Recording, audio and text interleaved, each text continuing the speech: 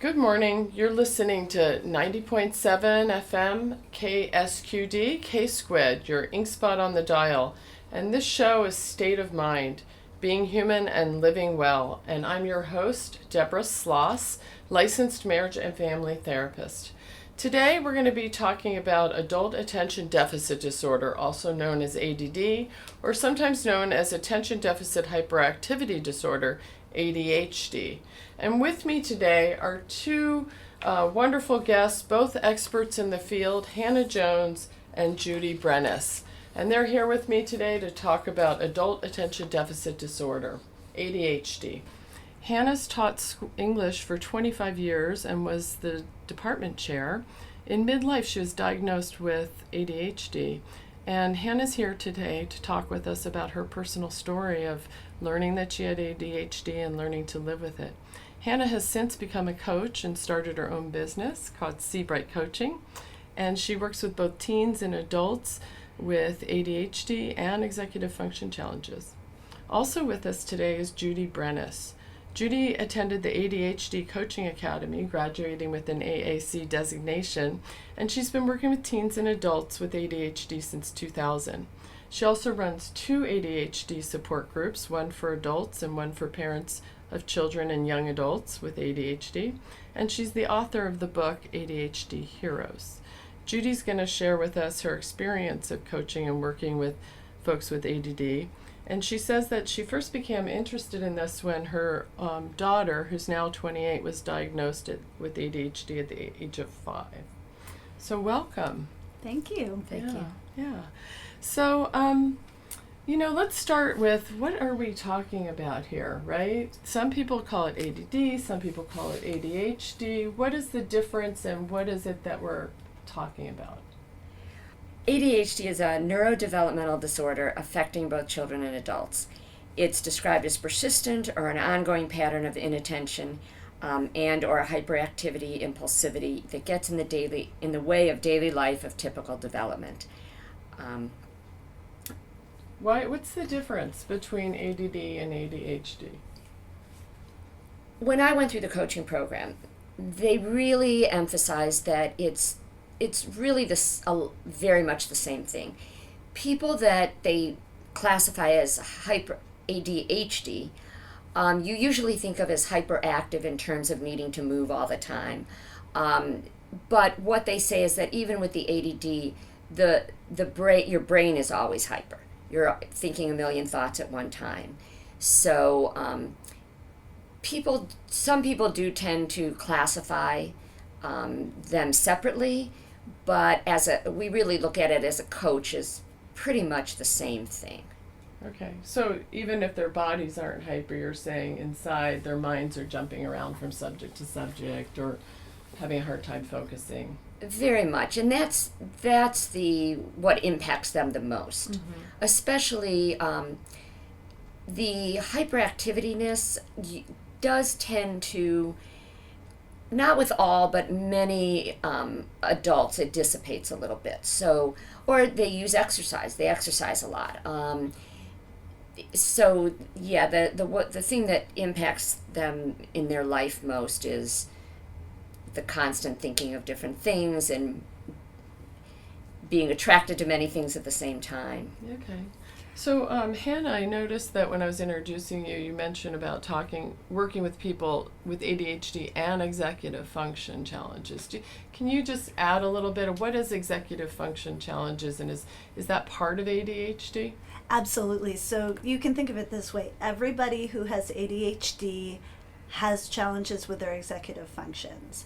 Not everybody who has challenges with executive functions has ADHD. Oh, okay. So there are just about everybody in modern life has some kind of challenge around executive functions because there are things like planning, prioritizing, setting goals, staying organized, and there's also an emotional component to it, like emotional regulation, not getting flooded with feelings. So to one extent or another, we all have challenges with those things, but those of us who have ADHD sort of get an extra dose of challenges. Okay, Yeah. all right. So, like, for example, Today we're going to really focus on adult ADD and ADHD, but a lot of people think of this as a disorder of childhood or a challenge of childhood, right? So what kinds of things might people see, for instance, with a child who has some of those executive functions and the attention deficit hyperactivity disorder? Well, one of the things, and I think this is what people comes to mind most, is children in classrooms that have a difficulty sitting still, focusing on what the teacher is saying. Following directions is a huge one. What does that have to do with what executive functions do those kind of things have to do with? Well, with following directions, first of all, you have to be able to focus to listen to everything the teacher is saying. Mm-hmm. You have to be able to remember what they said to do first. Yeah. It's also true that, I think part of why I wasn't diagnosed till midlife, other than the fact that I'm just older and many, many fewer kids were being diagnosed back then, is that there are 3 subtypes of ADHD. One is the sort of hyperactive subtype that we all think about. There's also an inattentive subtype, and those students are likely to disappear. They're the daydreamers. They're the ones who are just slower getting their materials out. They might leave their homework at home, but they tend to be non-confrontational and quiet. So they disappear. And oftentimes, girls in particular internalize their symptoms, whereas it's more likely for boys to maybe act out and be the classic hyper kid. Got it. So what kind of numbers are we talking about, in children? I think I've heard some interesting things on the news, so I'm curious. What percentage of children are being diagnosed with ADHD these days? Well, they're saying about 9.5%. Wow, that's a lot. Yeah. Yeah, and that includes both of these different types that you're talking about? Well, and there's a third type too, which is the combined subtype, which means that, and I'm combined subtype, some aspects of hyperactivity and some aspects of the sort of inattentive style. And then what about in adults? You said it changes. Earlier you mentioned something about how some things will go away as they get older. So, I imagine there might be adults out there that are older that, certainly 9% were not being diagnosed 10, 20 years ago. So there might be adults out there wondering, what would this look like for an adult? What are some of the typical symptoms or... Well, I think it happens frequently where adults have had no idea that they have ADD until their children are diagnosed. And then when they start learning about it, they're like, wow, this sounds just like me. And then oftentimes they then think about their parents. And they're like, wow, my mom, must have been ADD. Or I was just talking to a client who's 44 and her 68-year-old mother was just diagnosed with ADD. For the adult, now there are some adults that are still extremely hyper. The head of our coaching academy actually said he would teach classes on through the phone, but on the treadmill. But for the most part, it's like Hannah was saying, having difficulty planning, having time management is really difficult. So setting up 3 different appointments, boom, boom, boom, right after the other, because they didn't think about, they have to travel from one to the other. Or if they're traveling, thinking about, well, how long is that, it's going to take. Like when I left today to come here, normally it could take 20 minutes. But I had to think about in the morning, it's going to take maybe an hour. So allowing for that kind of time. Mm-hmm. So as an adult, those things come up. Often it can impact work. It can impact relationships is one that people don't think about. But it can have a huge impact on relationships because... Can you think of some examples of things that you've seen? Sure. It can often come off as a little bit as one person is being the person with ADD is being inconsiderate because of the time management. They say, they tell their spouse, I'll be home at 2:00, and they're home at 6:00. They didn't even think about it. They leave their phone in the car, and so their spouse can't get a hold of them. the a, There's another aspect too, which is sort of the emotional aspect. I think I mentioned that the one thing that adults with ADHD seem to have in common is some kind of emotional dysregulation. We feel things really powerfully, and those emotions can kind of flood us and shut down some of our executive functions. Even further. Yeah. Oh, So, like, for example, on the relationship front, people with ADHD seek novelty because that's what gets our dopamine firing. That's what gets us the sort of ability to focus that we crave so much because it's hard for us. And so early on in a relationship, oftentimes people with ADHD are the most romantic, attentive, hyper-focused people in the world. And then once the relationship becomes more routine, they still love their partner, but they have moved on to another fascination maybe. So it can be a really painful thing for people in relationships. Okay. and the other thing I was going to add was that for the non-ADD spouse, they sometimes fall into the parent role. And so that can be difficult, where they're checking on the spouse or feeling that they have to tell them what to do. So the dynamic becomes uncomfortable. So now there's been books written and tools and strategies to learn how the non-ADD spouse can best support the ADD spouse without becoming a parental parent. figure, yeah. Uh-huh. Okay, well, I think I'm getting a little ahead of myself in that. Hannah, you are here first, I think, to share with us just your experience, your journey of finding out that you had ADD as well into your adulthood, as I understand. Mm-hmm. So are you wanting to do that at this point? Sure, I'd be happy to.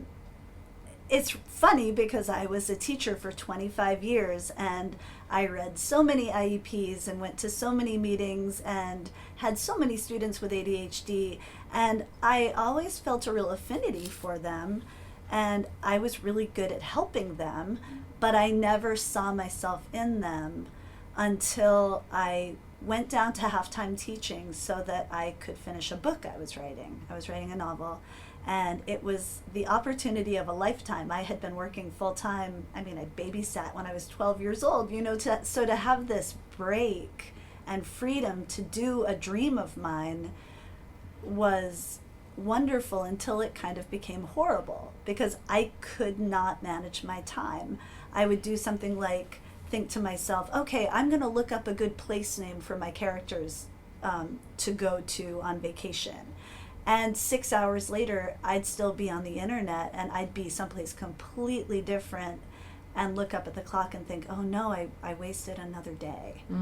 So, and it also, having that sort of lack of structure was really triggering for me, and I felt a lot of shame about having failed at things in the past, having taken longer to do things than other people take. I was doing a master's program and it took me 10 years because I finished the coursework on time, but it was really hard to get myself to write that 50-page thesis.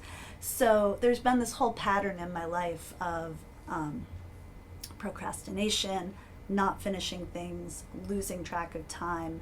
And I just got so frustrated that I had to find the answers, and I went in for counseling and got diagnosed. So it was your counselor that diagnosed you? Well, it's interesting. She's a psychologist, and so she wasn't the one to diagnose me herself, but she said, I have an inkling that this is what's going on, and she sent me to behavioral health over at Sutter, and I had a full workup. And one of the things that's interesting about adult ADHD is you have to be able to trace it back to childhood. So if you're having ADHD symptoms for the first time as an adult, it's not ADHD, it's something else. It could be hormonal, it could be situational, but it was very clear to me when I looked back that I'd been struggling with these issues my whole life. I see. And why was getting diagnosed important for you? It was like putting on a pair of glasses and seeing the world from a whole new perspective. All of a sudden, things that had been bothering me that were fuzzy and out of focus and confusing made sense through this new lens. And it also opened up for me the possibility of working on myself and taking care of myself and supporting myself in the way that I had done for students for so many years.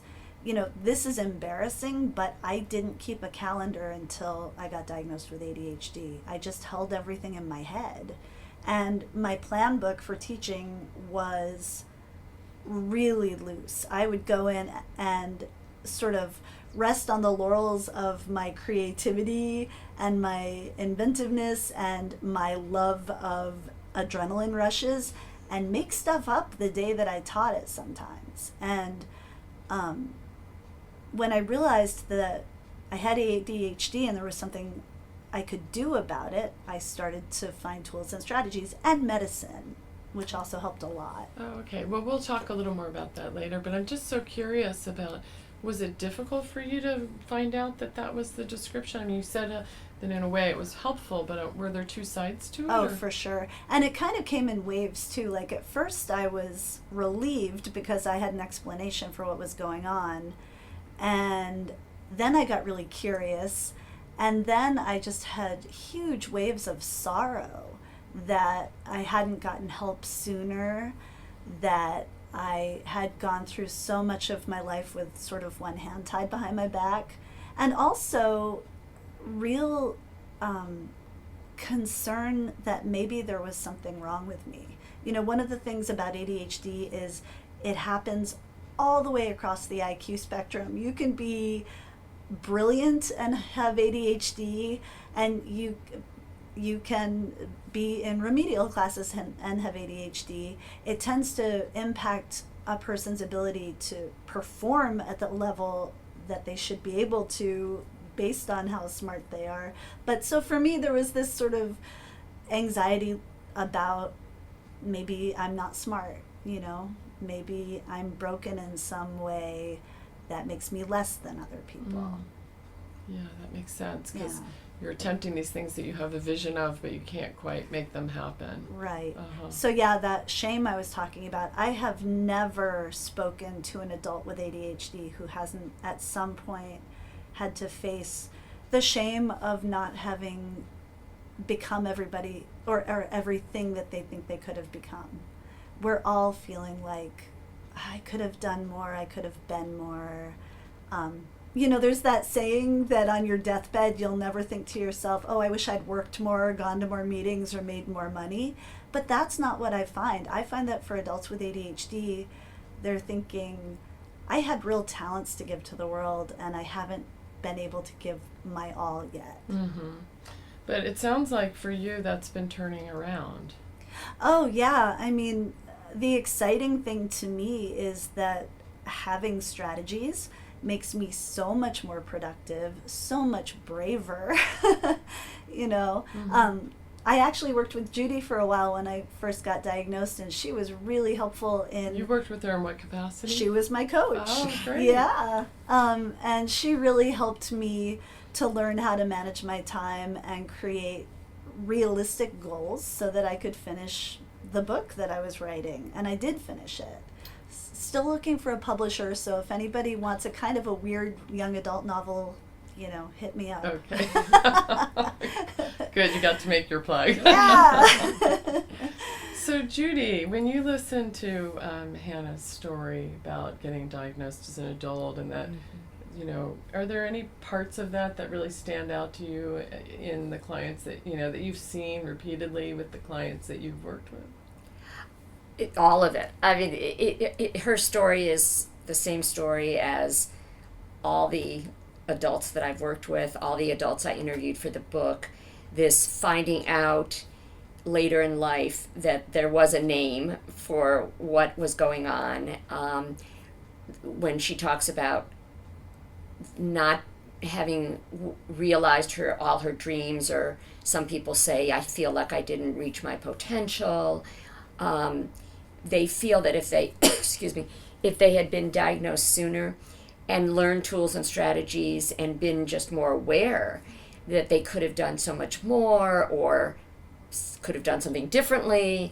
So a lot of what I work with initially with clients, with adult clients, is often, like Hannah was saying, about the shame and the acceptance that they can't go back 20 years and change this. But so this is what I'm dealing with now, and this is how I can move forward. And even if kids are diagnosed, some don't want to say they have that issue or don't want the tools. I mean, that's my understanding, at least. Is that what you find? Because they don't want to be that thing. They just want to be normal. That's true, but that brings up what it's a lot of times what I find is the parents that don't want their child labeled, which actually I was just watching a movie, the Train to Paris, where the three guys thwarted the guy who, the terrorist, and it was really interesting because it goes back to their history, and it shows them growing up. And two of the three boys, their mothers were brought into the school, and the teacher tried to say, I really think your boys have possibly ADHD, and I would suggest getting them checked out. And she gave them some examples, and both mothers were just appalled. How dare you say that? And every boy looks out the window or runs around a lot, whatever. And it was so interesting to me because throughout the movie, it kept going back to things he forgot, and he joined the military and how it affected him. He almost got kicked out of the military. So I think it's so important for parents to realize that the label is really what you make of it. And if you learn early on, and if the parents present it in the way that, yes, you have ADHD, but that doesn't limit your potential at all. You can still do whatever you want, and you have we're going to help you get a team of people to support you. And medication can be controversy, but like Hannah said, so often it's helpful. And so children themselves, they may go through a time when they're teenagers, they don't want to admit that they have ADD, but a lot of times it's how it's presented and how it's dealt with in the home for how well they deal with that. Okay. Is it okay to jump in? Yeah, please do. I think it's really important to point out to anybody of any age who gets newly diagnosed, there are definite advantages that come with having ADHD. It's not all a limitation. So, for example, there's this theory that we are sort of hunter-gatherers in an agricultural world. We're extra able to sort of see differences and see interesting things off on the horizon that other people don't notice. We tend to think globally. We tend to be really funny and inventive and have out-of-the-box ideas for things. And I know for me, having struggled with things so much has given me a double dose of compassion that is really important to a lot of people, including neurotypical people. Well, how does that show up in your life? Give an example of how, you feel that it's given you a kind of compassion that's maybe changed how you've responded to a situation. I think I understand in a really profound way what it feels like to just be a weirdo. Late, staring off into space, confused, showing up for the team picture with the wrong color jersey on, all of those things. Anything that can happen to a person has happened to me. And so when I see it happening to my clients or to my friends or whatever, I can laugh about it, I have perspective on it, and I also know enough to go beyond the surface, oh, I'm so dumb, or I'm such a space cadet, and say, oh, hang on, let's back up and talk about this a little bit. Are you? And the other thing, I think, since I became a coach myself and developed all these tools and strategies, I'm also really willing to meet somebody where they are and challenge them a little bit and say, you know what, this could be better. And I think that's part of compassion too, not just sort of patting somebody on the back and saying, oh yeah, well that's just the way you are. So helping them make it better. Do you want to talk about that a little bit? Because both of you now have mentioned, or both of you are in the field of coaching people who struggle with ADD. So what is that about, and who might use that, and how would they use it? And both of you can respond to that question. Well, anybody can use the the benefits of coaching, and it's really working with somebody on their day-to-day stuff, and everything from the little things that getting their laundry done, washing their dishes, having a strategy for that or a routine for that. We talk about sleep. A lot of people don't even they look at, when you look at your day, you figure, okay, it starts in the morning, but it really starts the night before, because it depends how much, if you get a good amount, enough sleep. So we talk about all that, setting goals, doable goals, like Hannah said, being realistic. A lot of people tend to, like, if we talk about the importance of exercise, I'm going to get started. Okay, I ask, how many times do you think you're going to, you want to go to 5 days a week? I'm going to go to the gym 5 days a week. Well, let's start with 2. Let's just make it doable so that they have success. Because the more the more unrealistic their goals, it just, I can't, I'm a failure. It just supports what they think they are, rather than making it successful, doable steps that they can accomplish. And it's amazing once they see that they can make changes and move forward. It makes it so much easier to make progress in all other areas. And then we talk about the kind of the underlying things that Hannah was talking about in terms of self-esteem, confidence. Negative thoughts is a huge one, like Hannah was saying. Not calling yourself a loser, I'm stupid, and all of that. And looking at your strengths. I was just reading something Dr. Hallowell said, who is kind of the guru of ADD and wrote the first book on ADD, Driven to Distraction. And he talks about focusing on your strengths, and that's one thing that people get caught up, I think, in feeling that they should work on their weaknesses and they should build them up and make them better. Or parents will focus, oh, my kid's not doing very well in math, I better get him a tutor, and I better do this. And for people with ADD, really anybody, but most important, people with ADD, to focus on your strength areas. And as far as your weaker ones, you can learn tools and strategies, but sometimes it's best, if you can afford it, hire somebody to clean the house. That's not, women with ADD, often that's so boring, it's just torture. Have someone else do that, and then you can devote yourself to the creative pursuits that you are so good at. So really recognizing those strengths is important. Mm-hmm. So helping them decide where to really put their energy in terms of making the change they want to make. Right. Yeah. Yeah, underlying coaching is the belief that our clients are creative, resourceful, and whole, and that they have the answers themselves. So it's really important to know that coaching isn't somebody coming in and fixing your life. It's you having a designed conversation with someone who's really good at asking the right questions to draw out of you what you want. And also who's got some strategies and some tools. I mean, I think the difference between ADHD coaching and regular life coaching is there might be a little bit more scaffolding in ADHD coaching.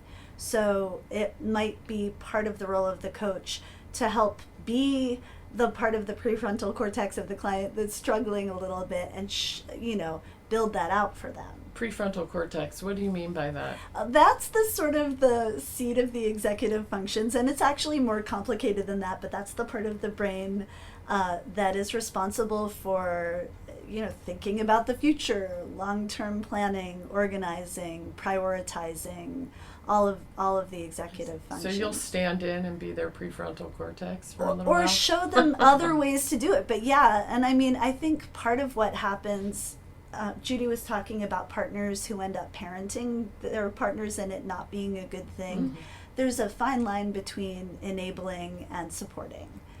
And a coach is trained to be able to say, okay, where is it happening that you just keep hitting a wall? Let's build in some support for that. And it might be something like a house cleaner, or it might be teaching them about an app, or teaching them about reminders, or whatever the case may be. We don't teach executive functioning strategies to young people very often, and we did it even less back in the day. I think people do a lot better job of it now in schools, but so teaching compensatory strategies can really help a lot.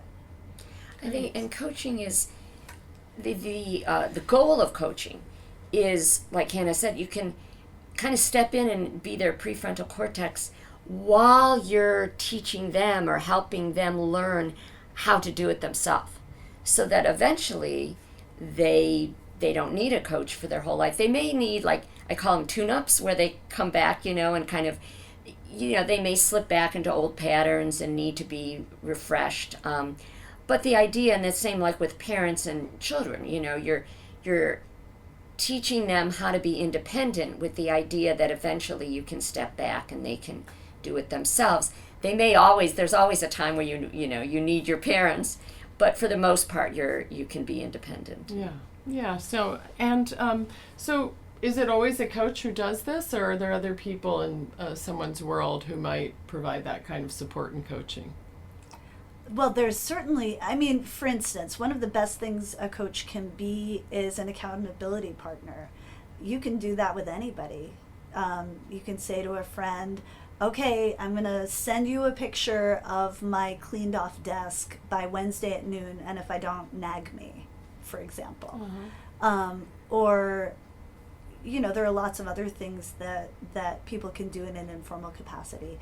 You can train peers to coach each other in a school setting if you want. Teachers sometimes act as coaches. The thing that makes coaching unique, I think, is for an hour you're sitting together and really talking through a problem or a frustration, and in a very sort of full way working on it. And then there's also follow-up during the week. So I do have clients sending me pictures of their art studios that they're cleaning up section by section, or I get notes about, I sent off 2 resumes today or whatever. And so that kind of support during the week helps to build in accountability for the next week and make the progress more likely to happen. Yeah, it makes sense. I if you don't mind, I want to go back to something that came up earlier. You mentioned about taking medicine, and Judy, you also mentioned that can be controversial. So I'm wondering if we could talk a little bit about what your personal experience, Hannah, is with taking medicine and what you found in the clients that you work with. Yeah, well, my experience is kind of atypical in the sense that I'm still on the first medicine I ever tried. A lot of times people have to try different formulations and different dosages to find the right one, and some people do well on stimulants, some do well on non-stimulant ADHD drugs. I'm on a stimulant. It's called Concerta, and it's sort of a time-release Ritalin, which is sort of the classic. Ritalin and Adderall are the 2 best-known stimulant drugs. For me, it was really interesting because when I first took it, I suddenly found that my train of thought became stickier. Like I could persist in a task longer without finding myself, going off the rails. It kind of slows me down, which is really interesting because we think of stimulants as speeding us up. So I found it really useful. I also did something that I think a lot of people with ADHD do, and I've seen it in my clients. I got some traction in my life. I felt good about stuff, and I thought, I don't need it anymore. And I stopped using it entirely. And then what happened? All hell broke loose.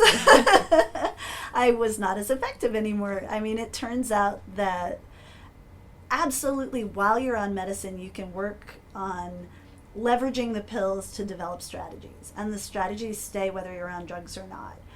But that sort of little dopamine thing that I get from my medicine that helps me to be more focused and more persistent that goes away when the drug goes out of my system. Which in a way is kind of reassuring, right? It's not like I'm taking some mind-altering substance that turned me into another person. And I think that's what I hear a lot from people. They're afraid that they're not themselves when they're on the drug, or they feel like it's cheating. My daughter, who's 28, when I told her that I was going on ADHD medication, she was really terrified because she had seen all these kids at college get addicted. They were selling it to each other so that they could write papers or party or whatever. And she had a lot of really negative ideas about it. And she was worried about me changing in some way, number one, and number two, and becoming an addict. And I just had to say to her, you know what? This is really helpful. I'm well in control of it. I'm under a doctor's care. And it's not a mind-altering drug. It's not changing the way I think. I'm not hallucinating. It's just really a matter of giving me the same neurotransmitters that other people have so that I can do the things that other people can do themselves. It's more like insulin than LSD or something. Yeah. So Judy, Hannah's talking about how her daughter responded negatively when she first told her about taking medication.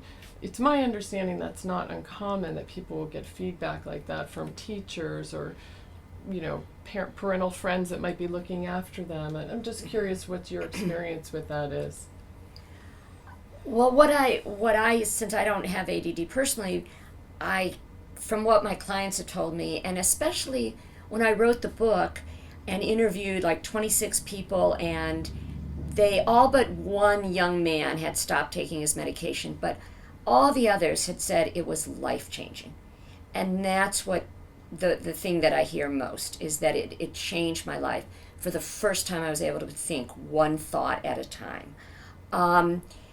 Some of my clients that have resisted it for a long time, when I don't push it on them, but I suggest that they research. And when they decide to try, the other thing that's so good about that's one of the advantages of ADD medication, you can't try it. You can it's some medications you have to slowly build up a dose. You have to be on it for 6 weeks before you see any result. Then you have to taper off if it's not you don't like the side effects, whatever. But ADD medication, you take it and within a very short amount of time, 30 minutes or something, you begin to feel the effect of it. And when you stop taking it, if you decide it isn't right for you, you don't have to wean off of it. There's so it's easier, you're saying, to give it a try. And right. I did recently have one guy who was really the first time that someone has brought up afraid of what could happen while they're on it. But like Hannah said, it's not like taking LSD. They're not going to trip out. They're not going to hallucinate. I've never heard of that. It just can really be so beneficial for children. I know parents have a hard time with it. And when my daughter was diagnosed, there wasn't much information. But I remember thinking, well, I don't want her medicated. I did find a school for her that was very outdoorsy, 5 kids in a class. So she didn't really need the medication. But for children that are in most schools, it gives them that chance to be able to sit there and focus and to sit still, to be able to do their homework. What people say is basically it levels the playing field. And it just, from what I've seen, there's more advantages than disadvantages to it.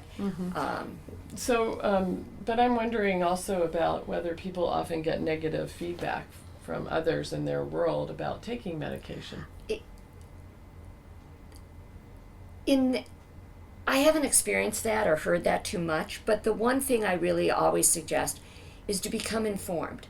If you're taking medication, know how it's helping. Hannah mentioned the prefrontal cortex. It has to do with the neurotransmitters. If you know why you're taking this medication and what it's doing for you, you're much more confident that you're doing the right thing. And if somebody says something, you can explain it to them. So I think that's important. The other thing I was going to mention was that I did have a client who talked about, and I think that parents sometimes, and adults, make the mistake of thinking the medication is going to fix ADD. They're going to be fine, like waving a magic wand. And that's not exactly the case. This one client I was referring to, she was a writer and her office was in her behind her house. If she took the medication while she was still in her house, she would get focused on cleaning the kitchen or something like that. She had to wait till she got to her office to take the medication. It's not going to help you make the decision on what to focus on. So they say it's a team approach with ADD. It's the people that are most successful take medication, have a therapist or a coach, have a supportive family, friends, and around them that help them succeed. And they say you can't say pills not skills, it's got to be pills and skills. They go together. That makes sense, yeah. So Hannah, would you say that there's still big challenges that you face in your life? Absolutely. Which ones are they, and which ones are inside and which ones are outside of you? That's a great question. I've chosen to be really open about my own ADHD. It happened almost immediately. Judy and I started a symposium last year, and we're going to have the second annual symposium on October 14th in Aptos at Temple Bethel. And I was in the newspaper last year as a coach who has ADHD, and here I am talking on the radio. I really want people to know that it's not shameful, and it's not it doesn't make you broken, it doesn't make you less than, it just makes you different.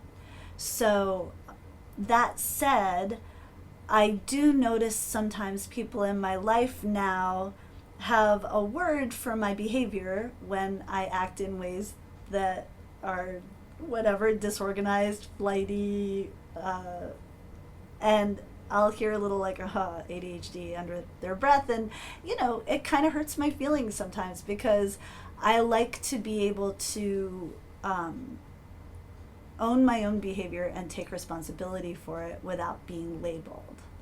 And I think that's really important in working with anybody who has ADHD. It doesn't define us, and it doesn't control us necessarily. It's a difference. But just as you wouldn't comment on other personal attributes of people in a judgmental way, you shouldn't be commenting about that either. So it's a fine line to make yourself vulnerable, especially as a professional.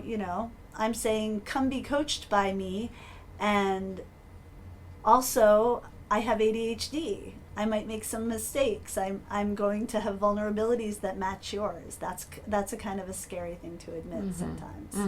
Well, that's courageous of you. Oh, thanks. Yeah, really. Are there, it makes me think, you mentioned the symposium, so I'm wondering if there are specific resources that both of you would want to share with our community. People might be thinking, what if my child has ADHD? How would I get them diagnosed? Who would I go to? Or how do I learn more about this? So, well, locally, I run 2 ADHD support groups, and on the second Wednesday of every month from 6:30 to 8 at the fire station near Cabrillo for parents of children, teens, young adults with ADD.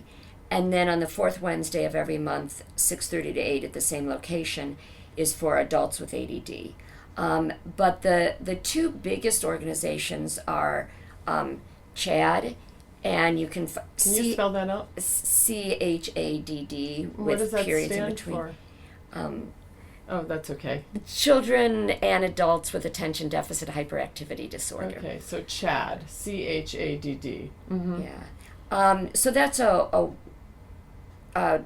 largest nonprofit resource organization. They do a lot of research. They implement a lot of programs. They have webinars. They have a wonderful website with lots of information.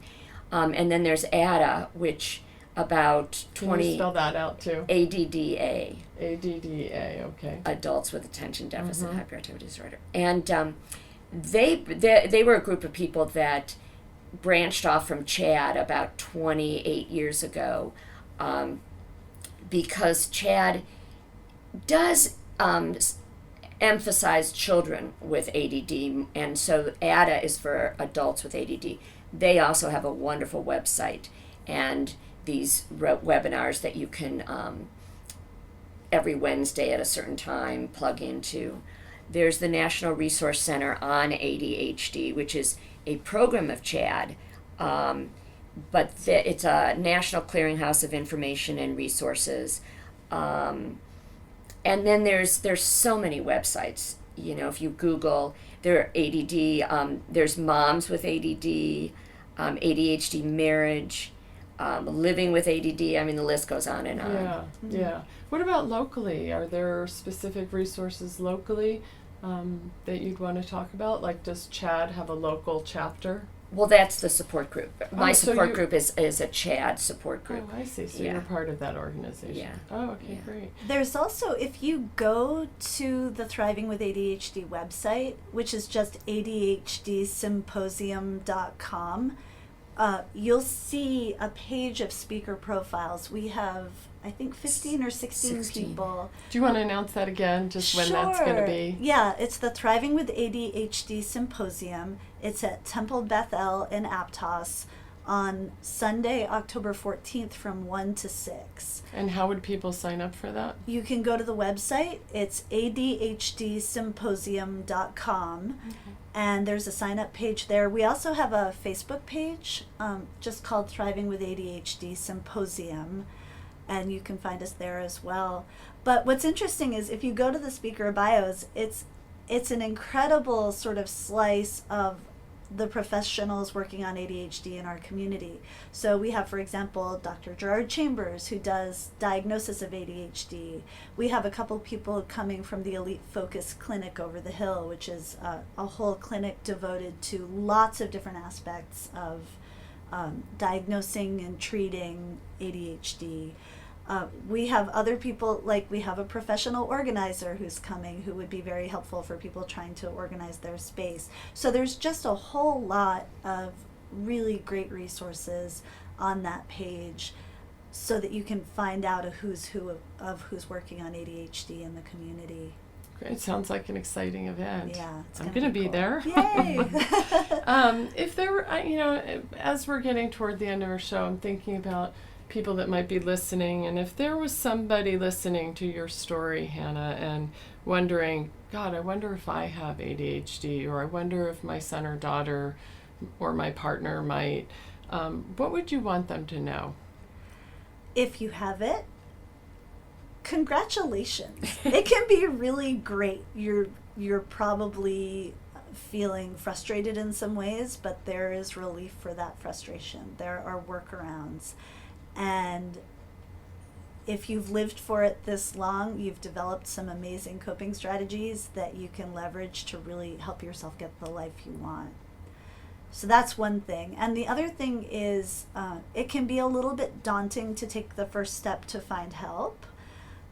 There are lots of ways in. You can go to your general practitioner and just say, hey, I think I might have this, and get a referral. A referral to where? Let's talk about that. How do people find out? Sure. Well, if you go to your GP, they'll probably put you in touch with behavioral health through whatever insurance company you have. Or there are lots of local people who do ADHD diagnosis. So there's basically... they can actually see through brain imaging difference in brains of people who have ADHD, but that's not how they diagnose people.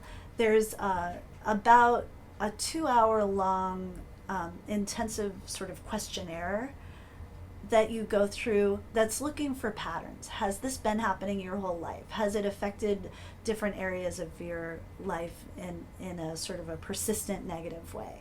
So that's the way people start off looking at whether they have ADHD. There are also online tests you can take, really simple screening tests that ask, like, maybe 20 questions or something, and you can use that as a pre-screen to see if this is something that might really be going on for you. Judy, I kind of want to ask you a similar question, because I know as we were getting ready for the show and we were talking a little bit, this topic came up. How would people find out, and what's important for them to know? In my own experience as a therapist, sometimes people go very circuitous routes and wish that they had a more direct way of learning about what's going on for them. So what would you want our public to know about that? Well, I always encourage people to get a thorough diagnosis. And one of Dr. Chambers, a local psychologist, will be speaking at our symposium. He specializes in assessments. And one of the important things about assessments is oftentimes there's what is called comorbidities, which the person with ADD, I think I was just reading, 40 to 50% chance of a comorbidity, which means a lot of times anxiety goes hand in hand with ADD, depression.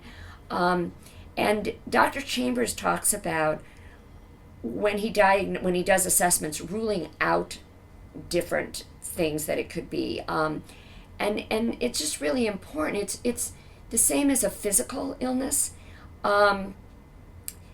If you don't really know what you have, then you can't treat it. And for example, last year I had a spontaneous spinal fluid leak, but the first thing they found were hematomas.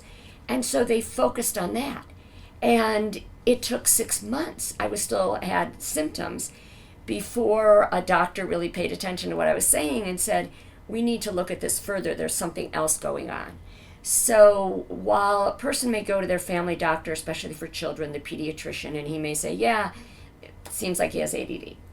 But you really want to get a thorough diagnosis. He may very well have ADD, but he may have anxiety as well, or depression, or OCD, and some of these things show up in ways that aren't typical. My own daughter, when she was in junior high, kept telling me she felt she was depressed. But she was the most outgoing, involved in choir, and all these different things. And my idea back then, way before I was a coach, was the person who's depressed that sleeps a lot. But she was diagnosed with depression. So you really want to have a thorough diagnosis from somebody who specializes in that. Okay, so typically who does those kind of things? You mentioned, is it a psychologist? Yes, usually a psychologist. And what is it called? What are they looking for?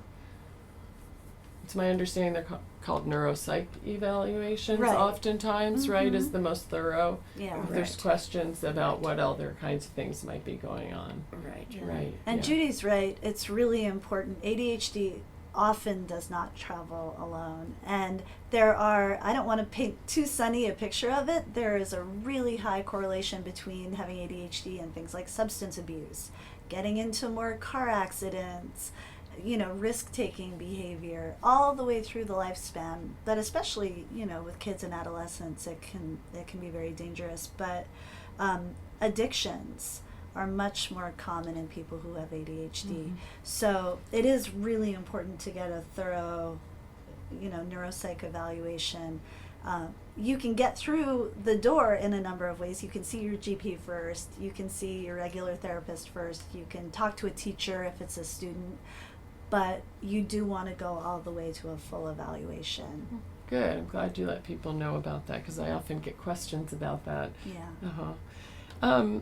Judy, I asked that question to Hannah about if somebody's listening and wondering if they have ADHD or loved one might have ADHD, and what would you want them to know? And I thought maybe you'd want to answer that question too.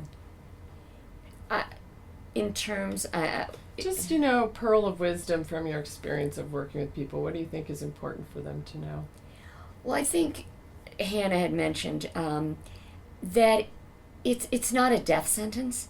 I had a woman, I walked into my meeting quite a few years ago, and she was sitting there crying, and she said her child was just diagnosed with ADHD. And there are a lot of, like Hannah said, a lot of strengths that go along with it, And once you're aware of that and you find the proper support for your child or yourself, to learn how to focus on those strengths, to really work on the, like I said earlier, the negative talk, and that it doesn't mean that you're broken or you're flawed or there's something wrong with you. I love working with people with ADD because they're the most authentic, real people. Within 3 minutes, they're talking to me like we've known each other for 10 years. You don't have to go kind of get through that wall of reserve or I've noticed with the teens, there is no attitude. They don't know how to be. We used to say this about our daughter. She was our oldest, and I never really understood when people talked about teenage attitudes. She didn't know how to be anything but herself. She was just herself, and so they're very warm-hearted. Sounds like yes, you're saying. Yeah, very yes. authentic people. And so to help that, one of the things I love to do as a coach is to help my clients recognize that in themselves. Great. So, I know what it was. If there, I'm wondering if there are specific sort of myths or misunderstandings about ADHD that you would want people to know, be a myth buster. Well, the number one is that it's not real. And I think even though today there is so much talk about ADHD, there are still some people that don't believe that it's real. And again, when I started it as a coach, and you hear the same kind of stories and the same language, the broken, the flawed, and on the report cards didn't reach their potential, and they've struggled their whole life with or disorganization and all of that. And you see how much it has impacted them. It is definitely real. Everybody can at times be forgetful, disorganized, and all of that, but it doesn't impact their life. And that, my daughter's first therapist years ago said something to me that has really stuck with me. And because I was asking, well, should she go? She started seeing a therapist at age 5. Is she going to go for the rest of her life? And he said, when the environment is right and she's doing well, that's fine. But then, and I have noticed, it's a lot of times environments play a big part, which someone with ADD, once they learn they have it, can be aware of. Like Hannah said, as a teacher, she was going gangbusters. Then she had to create her own schedule as staying at home, and it became much more difficult.